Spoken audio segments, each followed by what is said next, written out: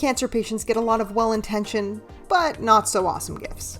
This includes the founder of the Bomb Box, who has survived 4 different cancers over 8 years herself. After doing some market research, it turns out that people with cancer don't want tote bags and coffee mugs with a kicking cancer message on them, nor do they want things like worry stones. So what do cancer patients want? Functional gifts. Gifts that help them manage their side effects that haven't been resolved by prescription drugs. Think ice packs, lip balm, and lotion. That's where the Bomb Box comes in. The Bomb Box offers elegant, premium, and functional care packages for cancer patients. All items are carefully curated to be both useful and appreciated. Whether your loved one has cancer and you want to send them something that they want and need, or you're a cancer patient yourself wanting to have some of these items on hand, visit thebombbox.com. That's TheBalmbox.com for more details. Okay, I'll admit that the ad that just played almost counted as the episode's intro. Why? Because today we're talking about cancer. What are some ways we can improve our lives when faced with a cancer diagnosis? How can we face pain and death, especially if we're still young? Em Veach joins me today to share her story and what she's learned. This is Chronically Living. I'm Kelsey Harris, chronic illness warrior and psychotherapist. On Chronically Living and How to Make the Most of It, we're providing tangible ways to improve the well-being of Spoonies. So get ready to make the most out of your life, even with that pesky chronic illness.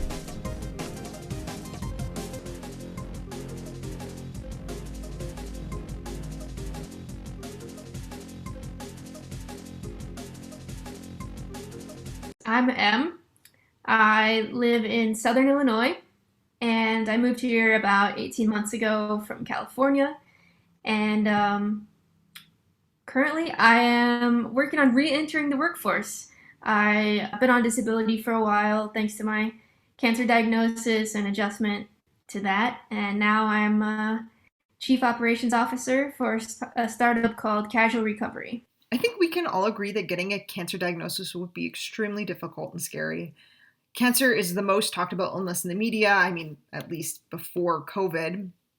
And I've yet to meet someone who hasn't had a loved one who has had cancer at some point. Today, Em is going to share her journey with us. So just to kind of start with the present, I've been living with metastatic breast cancer, also known as advanced breast cancer, stage 4, since November 2017, so almost 4 years now. Originally, I was diagnosed back in 2014 with stage 2 breast cancer and went through some treatment for that, and then it progressed or came back in my bones in 2017. So that's the very short version. Basically, leading up to that diagnosis, I just had all these pains that wouldn't go away. I was a runner at the time, a long distance runner, so I was pretty used to pain and just pushing through it, but it was just getting to the point where I couldn't push through it and ended up in the emergency room.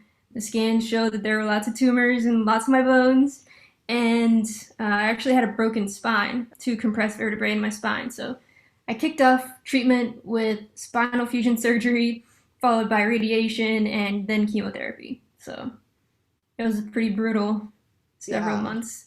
I would say initially the pain was the most challenging part. It was unbearable. When nurses and doctors talk about pain with patients, they ask you to rate it on a scale of 1 to 10, or 0 to 10, where 0 is no pain and 10 is way too much pain. And I was off the charts there for a while, so that was definitely the hardest part at first.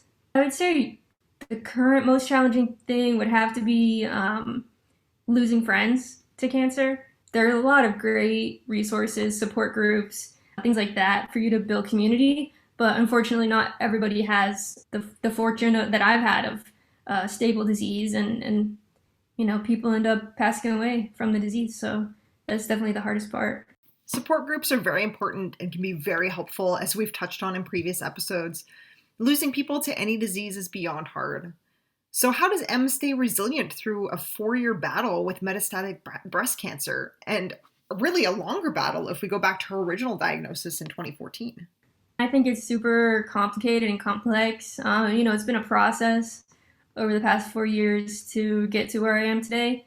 I think that my background is in journalism. That was my first career. And what I loved about journalism was that I just went to work and learned every day. I had a story assignment or I was editing something that I didn't know about, and I would just dive into it. And I got paid to do it. So it was pretty amazing. And that really helped me a lot when, I started to have this new reality of facing mortality and having questions about death. And I just kept finding that the more I asked and sought out answers, the better that I felt. So that helped me a lot, and being able to share with friends helped me a lot. But as I go along, every time I come up with something scary or something sad or challenging in various ways, my go-to coping strategy is to dive into it. Exploration, self-exploration, learning, and it sounds like personal growth have all been parts of Em's coping. But sometimes she has tougher days than others, especially when anxiety creeps up. I have anxiety, I have medication for anxiety attacks, but I think learning about things, just even though it doesn't necessarily fix a problem, it just gives me some peace. Just to know, why I'm sad about something or why something is scary. Because I find that also helps to build connections with other people. Because most of the time, whatever you're going through or thinking, somebody else has been there too. So it takes some of that unknown out of the picture. I appreciate that Em uses the knowledge she gains to help build connections with other people. It seems to help her with compassion and empathy, which are important aspects of relationship building, especially when you have a chronic illness. So let's talk about the one thing that has been helpful for Em's well-being. And it's something she actually mentioned earlier in the episode. I think the thing that comes to mind first in terms of just for my own well-being is, like I mentioned, I moved here to Illinois from California right at the beginning of the pandemic, so April 2020. I was living out there with my best friend, and it was really a move that confirmed or helped me to put in place a lot of the things that I've been thinking about and exploring since my diagnosis. So I knew that, I needed to be closer to family.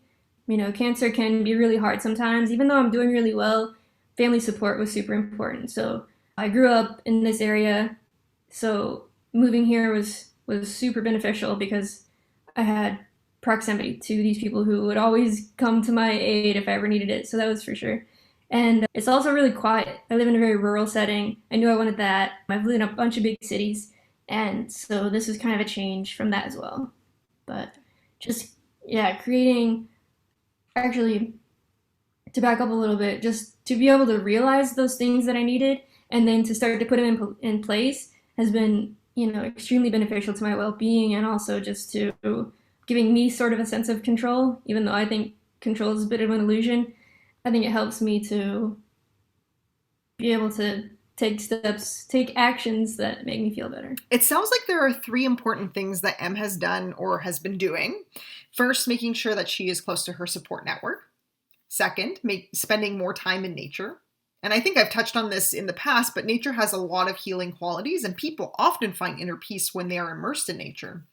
And third, that awareness, which is perhaps the noticing self we often utilize on this show. I think the cancer diagnosis really shook everything up. Like, you have a pack of cards and you just throw them all in the air. That's kind of what it felt like.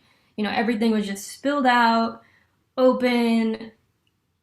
It made me question everything about myself and about where I was living and how I spent my time and the people that I surrounded myself with. So it was really just an opportunity in the end for me to look at all those things and say, okay, if I can craft this life the way that I want it to be, like what are the things that make me happy? So it's really just been an exploration of that and discovery and trying to put the pieces back together. A couple of other important themes I heard in here, in addition to awareness. So reconnecting with her values has been important. And then I think she said something to the effect of making changes to improve my well-being. So Emma has made specific changes like moving across the country that were important to her and have helped with her well-being. This is what some of us call committed action.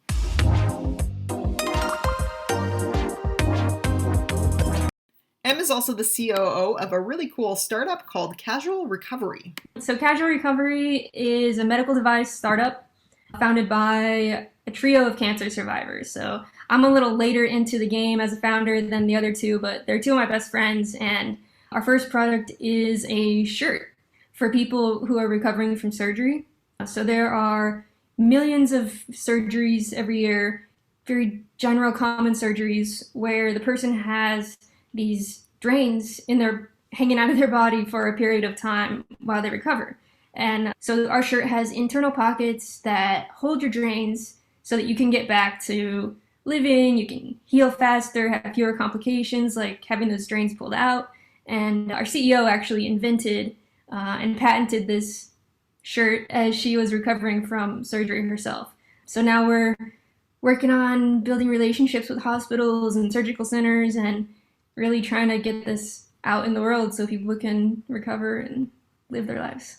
Yeah, it's been a lot of fun, and people can learn a lot more on our website, casualrecovery.com, and we're just super excited. The current standard of care is to safety pin your drains to your shirt, and that's just not cool. I have had drains a couple of times, a couple different surgeries, and it's pretty surreal to wake up and kind of feel like a bit of a Frankenstein with these Frankenstein's monster with these drains hanging out and not quite knowing what to do, feeling very self-conscious, and so we're just excited to be working on something that helps people, and we're all a really fun group, so it's a good time when we're together.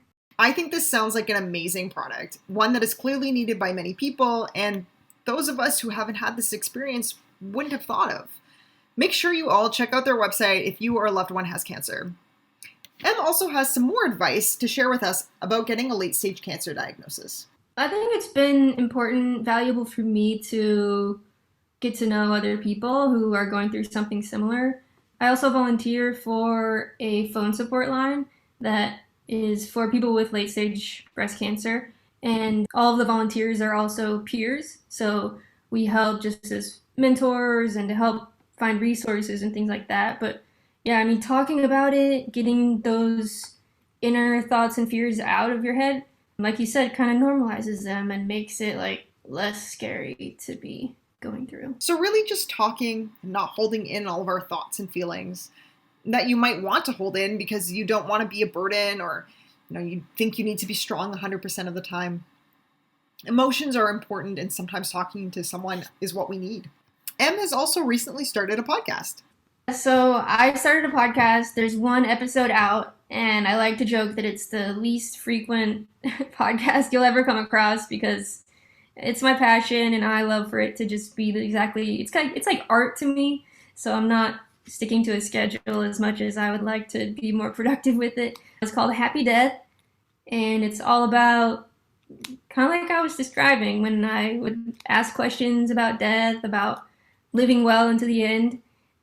I learn a whole lot, read some really great books, talk to some really wonderful people, and some of my friends are my guests. So it's just a way for me to share what I learn and help people have these conversations that can be pretty difficult to get started. I think it's a great concept for a podcast because death is a very difficult subject for most people to talk about, and yet we all have to face it. Being in the position Em is in definitely makes her the right person to host that podcast. So let's do some lightning round questions. So what are the top 5 songs that describe your life? All right, this is a hard question. I know. So I'll just go into it. There's a song called I Am by Young Baby Tate. Next one, number 2, Hustle and Motivate by Nipsey Hussle. Dangerous by Michael Jackson. Dead Body Moving by The Devil Makes 3. And Break On Through by The Doors. Nice. Cool. But what's one thing you can't go a day without doing? Definitely being in nature. Yeah. Is there anything particular that you find comforting about that, or? I think it just helps me to still my mind and to feel connected to the universe. And yeah, I think just the quiet of it Yeah, is what I love. cool. Sometimes your mind just gets going and it's hard to stop it. And nature just helps me to sort of reset and breathe and feel connected to something bigger. Amazing. What's one thing you plan on doing in your life that you haven't yet? So I am going to finish writing and publish my book. Oh, awesome. Can you tell us anything about it? Yeah, it's called Don't Clench. And the title really comes from, again, one of those lessons I've learned where I have to get these injections every 3 months. It goes in my butt, it's super painful, but I found that it's more manageable if you don't clench. So it's just kind of a metaphor for life. Like when things are painful, try not to constrict and guard yourself, but kind of be open, relaxed, and it helps you get through. Yeah, I love that. There's actually so much science about that approach to life in difficult situations. So that's amazing. Yeah, so it's like a lot about my journey through cancer and living with cancer and adjustments and things I've learned along the way. Amazing. We'll definitely have to keep an eye out for that. Describe your perfect day. Okay, so we're waking up before sunrise. We're gonna watch the sun come up in the mountains and then hit the trails with lots of good snacks, good friends, and just see how the day unfolds. Oh, it sounds beautiful. And how do you inspire others to make the most of their lives? That's a hard question, I think. I would say probably my fearlessness. Even though I do have fear, I feel fear. I feel like I also can face things and be inquisitive. And that's sort of my way of taking a look at something and making it a bit less scary as I go along. So, yeah, I've been able to do really amazing things like moving myself across the country at the start of the pandemic and not really knowing how it was going to go, dealing with side effects from treatment, and, finding beauty and finding myself pretty much along the way. Yeah, amazing. Where can we find you and follow you? So I'm not a huge social media person. My podcast is up on my website, which is 10thwind.com. I use Instagram a little bit. My username is Gertrude Emily, and that's pretty much it. All right, perfect. Cool. And we'll definitely be looking forward to hear more about your book as that comes out. Hopefully, we can be in touch in the future as well. Awesome. Thank you, Kelsey. No, thank you so much for coming on. Yeah, this was really fun.